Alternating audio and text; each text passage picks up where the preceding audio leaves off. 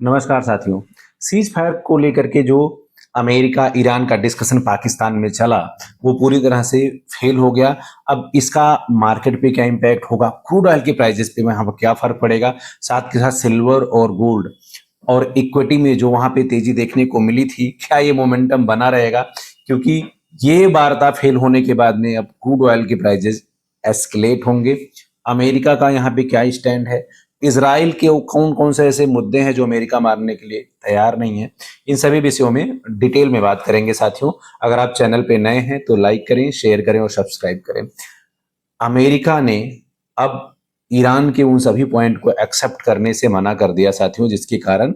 ये वार्ता पूरी तरह से फेल हो गई। स्टार्टिंग में जब वॉर नहीं हुआ था तो अमेरिका फ्रंट फुट पे था, वो ईरान के सामने शर्तें रख रहा था कि इन इन शर्तों पर युद्ध नहीं होगा, लेकिन अब अमेरिका वहां पर बैकफुट पे है और अमेरिका के सामने ईरान वहां पर अपनी शर्तें रख रहा है। जैसे स्ट्रेट ऑफ हॉर्मोन्स का वो पूरी तरह से कंट्रोल चाहता है, यूरेनियम इनरिचमेंट वो करता रहेगा, और लेबनान हो, हिजबुल्ला या हमास हो, जिनके ऊपर इसराइल लगातार अटैक कर रहा है, उसको बंद करने की बात कर रहा है। जो ये सारे के सारे जो मुद्दे हैं, इनको अमेरिका से मारने से इनकार कर दिया, जिसके कारण सीज फायर वहां पे कोलैप्स कर गया है और आने वाले टाइम में आपको वॉर का एस्केलेशन देखने को मिल सकता है।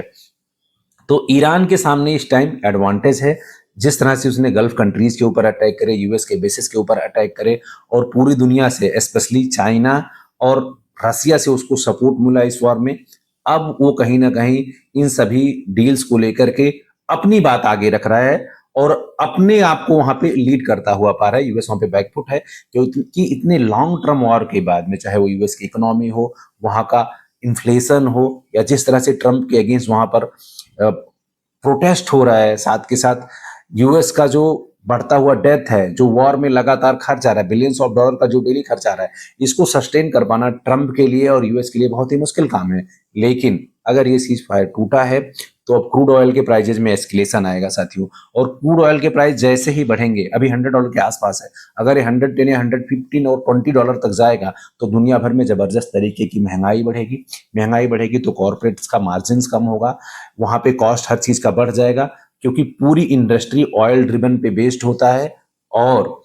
वहां पर फिर आपको इक्विटी में गिरावट देखने को मिलेगा। सिल्वर गोल्ड का स्मार्ट मनी वहां पे फिर से आपको क्रूड ऑयल की तरफ शिफ्ट होता दिखाई देगा, जिससे वहां पे भी आपको प्रेशर दिखेगा। तो कल मॉर्निंग में जब मार्केट ओपन होगा तो ये देखना इंटरेस्टिंग होगा कि चाइना और जापान, जो इंडिया के मार्केट से पहले ओपन होते हैं, वहां पे किस तरह का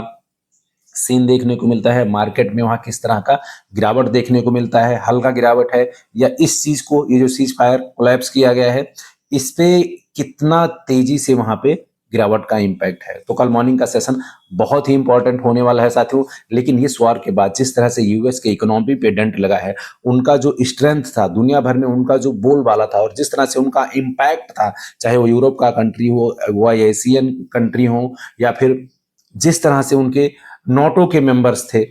इन सभी पर यूएस को बहुत बड़ा डेंट लगा है। और आने वाला जो नवंबर का इलेक्शन है, अगर यहाँ पे सीज फायर नहीं होता है तो ट्रंप का वहां पे जीत पाना बहुत ही मुश्किल हो जाएगा साथियों। तो कुल मिला जुला करके अभी यहाँ पे सहमति नहीं बन पाई है, जिसके कारण मार्केट में फिर से दबाव देखने को मिलेगा, इक्विटी, सिल्वर, गोल्ड सब पर यहाँ पर, और क्रूड ऑयल के प्राइजेज यहाँ पे एस्केलेट होते हुए दिखाई देंगे, क्योंकि ईरान अब वो सब कुछ चाह रहा है जो वॉर से पहले जिन चीजों पे वो स्ट्रगल कर रहा था, वॉर के बाद उस उन चीजों को मजबूती से रख रहा है। रसिया यहाँ खुल करके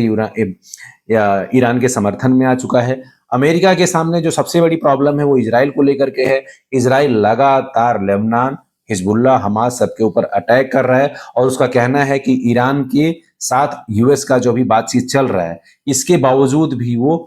इस फ्रंट को ओपन रखेगा और लगातार वॉर वो इन कंट्रीज के साथ करता रहेगा। और जो यूरेनियम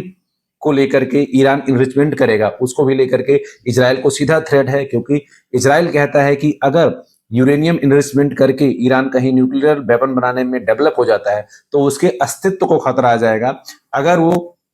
इजराइल के ऊपर मारेगा तो इजराइल पूरी तरह से खत्म हो जाएगा। इसलिए इजराइल वहां पर साथियों यूएस की नहीं सुन रहा है और ट्रंप के ऊपर अब उल्टा प्रेशर है, क्योंकि इजराइल के कहने पर उन्होंने अटैक किया ईरान के ऊपर। लेकिन अब जब वो संधि करना चाहते हैं, इस वॉर को खत्म करना चाहते हैं, तो इजराइल लगातार उन सभी के ऊपर अटैक कर रहा है जिनको वो अपना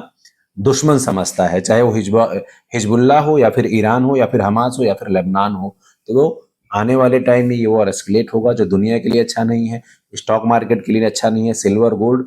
बुलियंस के लिए नहीं अच्छा है साथियों। हालांकि जो लीडिंग इंस्टीट्यूशन है उन सभी ने अपने, अब गोल्ड के अगर लॉन्ग टर्म प्रिडिक्शन को देखा जाए एक साल को लेकर के, जो 2026 का था, उसमें सबने कमी करना शुरू कर दिया है। तो ऑन एन एवरेज अब अगर देखा जाए तो 5,500 से लेकर के 6,000 5,500 से लेकर के $6,000 तक प्रिडिक्शन गोल्ड का किया जा रहा है यहाँ पे अदर रीडिंग, जो कि